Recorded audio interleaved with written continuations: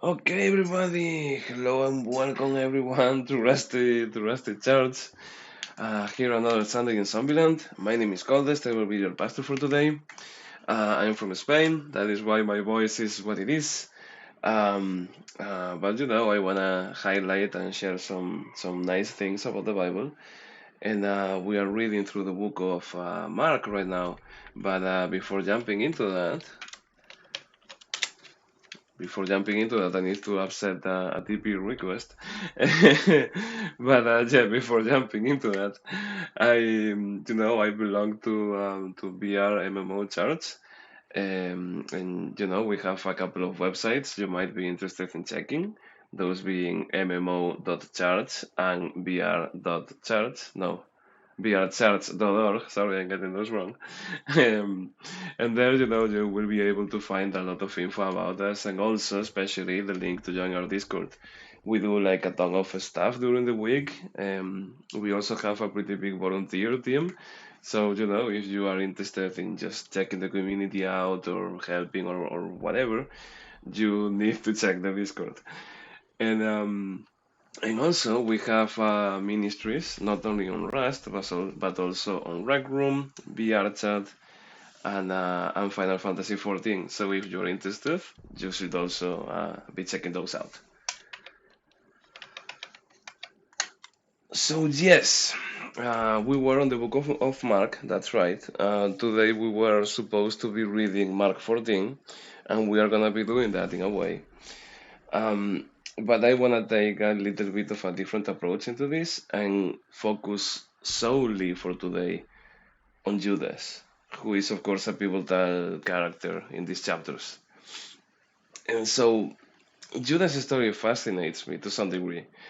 It's easy to take a superficial look at it and come to a conclusion like, oh yeah, he was the bad guy who sold Jesus for money, and this sure says a lot about human greed, right? And that is still true, but I think there is a ton to unpack behind this whole idea. After selling Jesus, Judas repents so badly. He tries to return the money to the priests who, gave him the money to begin with. He knows the damage is already done. He knows he already messed up, and just returning the money is not gonna fix anything. But he insists. He insists on returning that little bag containing those silver pieces. I think this move comes from the shame he was going through. It's not exactly a rational decision. It's more of a dignity thing. And I know it feels wrong to be talking about Judas's dignity just after he sold Jesus, but I seriously believe the guy had some limits, some morals, and some ethics. I mean, we could discuss and say that Judas is like a bad guy to some degree, but I don't think the guy is just pure evil, right? But the thing is, after insisting on returning the money again and again to the priests and being, rejected, the priests show absolutely no compassion at all. They don't care about the money. It's not even that big of an amount. It was a big amount for a regular Joe, just not for the priests. And they obviously couldn't care less. I'm sorry. And they obviously couldn't care less either about Judas's feeling or honor or dignity.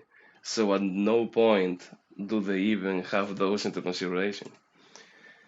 And Judas, after facing this outcome and looking himself in the mirror, realizes he is no longer able to live with himself. And so there are many, many things to unpack, to learn, to grow, to discuss in this tale. If I enjoy Judas' story, it's because in a way it felt so simple for me at first. But the more and more I delve into it, the more things I discovered. We could be discussing about this for hours, and I am not really an expert. Like, even though I am up here right now, actually delivering a service, I don't feel I am really any kind of expert on this. So This is a perfect spot, by the way, to remind you all to think for yourselves, to question things, and to look for other teachers, sharing other points of views, coming from different backgrounds or having different beliefs, right? The more the better, basically. But leaving all of this aside and getting back on track here, what I can do is share just a couple highlights about this. I think Judas did two things wrong. First one was misjudging, which is a difficult word for me. Misjudging. He knew what he was doing was wrong. He just gave in to temptation, and I think he was genuinely surprised when he realized how wrong he did. And the second one, the second mistake he did, was I mean, with corrupt people who are paying money to have people murdered. And you know, I do realize this is overly simplifying, but at the end of the day, that's exactly what they did, right? So Judas sided with these people, surely believing it was gonna be a one-time thing that nobody would notice and an easy skullduggery job for some quick money, right? And it was only after this job he realized he had pretty much become one of them, and when he tried to return the money, he got treated in the most despiteful way.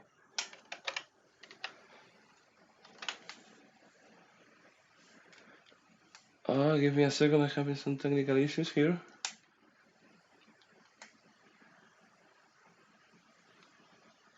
Okay, I'm back. I think I'm back. Okay, sorry, my bad. I apologize. um, yeah, so where I was here.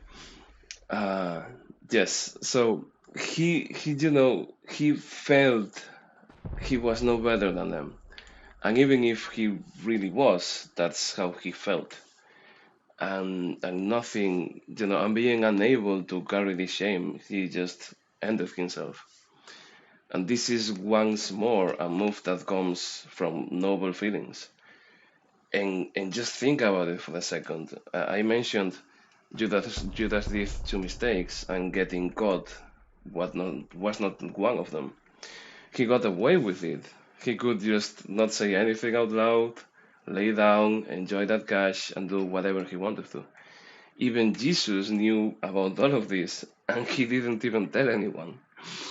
He completely got away with it, and that was his demise.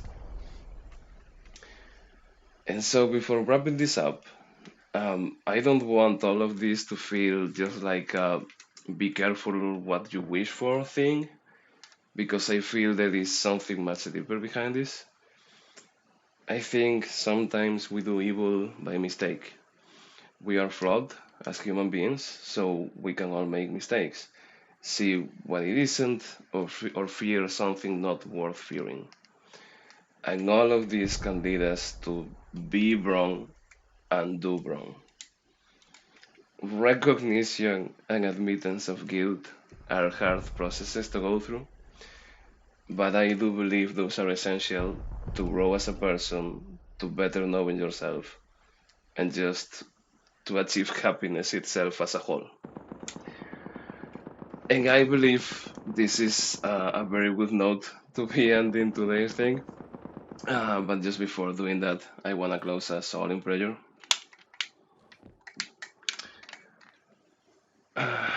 So I want to thank you, Lord, as I always do, for this opportunity and for this community.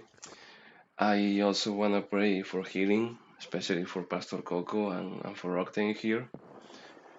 I also would like to pray for healing for the people around me in the physical world, and also for myself, because at this point I know I am not completely there anymore. So any help would be appreciated. So thank you again, and I really do appreciate you, Lord. Amen. Okay, you know the drill, boys.